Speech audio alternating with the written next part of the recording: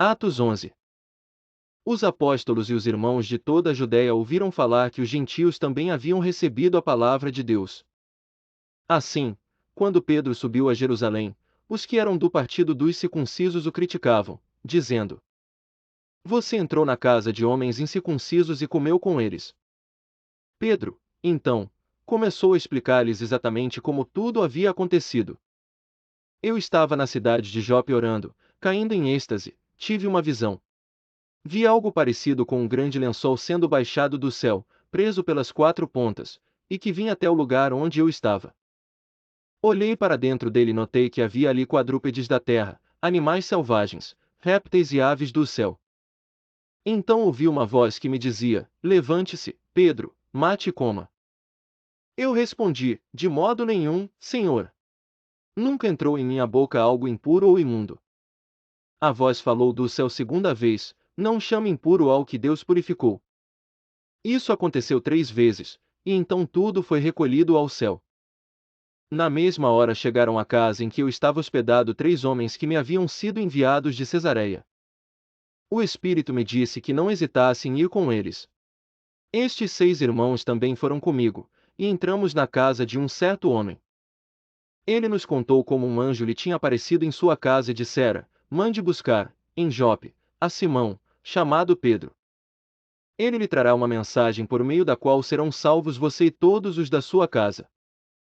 Quando comecei a falar, o Espírito Santo desceu sobre eles como sobre nós no princípio. Então me lembrei do que o Senhor tinha dito: João batizou com água, mas vocês serão batizados com o Espírito Santo. Se, pois, Deus lhes deu o mesmo dom que nos dera quando cremos no Senhor Jesus Cristo, quem era eu para pensar em opor-me a Deus? Ouvindo isso, não apresentaram mais objeções e louvaram a Deus, dizendo: Então, Deus concedeu arrependimento para a vida até mesmo aos gentios. Os que tinham sido dispersos por causa da perseguição desencadeada com a morte de Estevão chegaram até a Fenícia, Chipre e Antioquia, anunciando a mensagem apenas aos judeus. Alguns deles, todavia, cipriotas e cireneus, foram a Antioquia e começaram a falar também aos gregos, contando-lhes as boas novas a respeito do Senhor Jesus. A mão do Senhor estava com eles, e muitos creram e se converteram ao Senhor. Notícias desse fato chegaram aos ouvidos da igreja em Jerusalém, e eles enviaram Barnabé a Antioquia. Este, ali chegando e vendo a graça de Deus, ficou alegre e os animou a permanecerem fiéis ao Senhor, de todo o coração. Ele era um homem bom, cheio do Espírito Santo e de fé, e muitas pessoas foram acrescentadas ao Senhor. Então Barnabé foi a Tarso procurar Saulo. E, quando o encontrou, levou-o para Antioquia.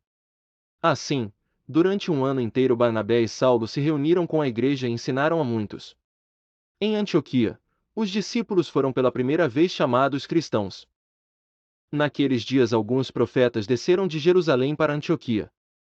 Um deles, Ágabo, levantou-se e pelo Espírito predisse que uma grande fome sobreviria a todo o mundo romano, o que aconteceu durante o reinado de Cláudio. Os discípulos, cada um segundo as suas possibilidades, decidiram providenciar ajuda para os irmãos que viviam na Judéia. E o fizeram, enviando suas ofertas aos presbíteros pelas mãos de Barnabé e Saulo.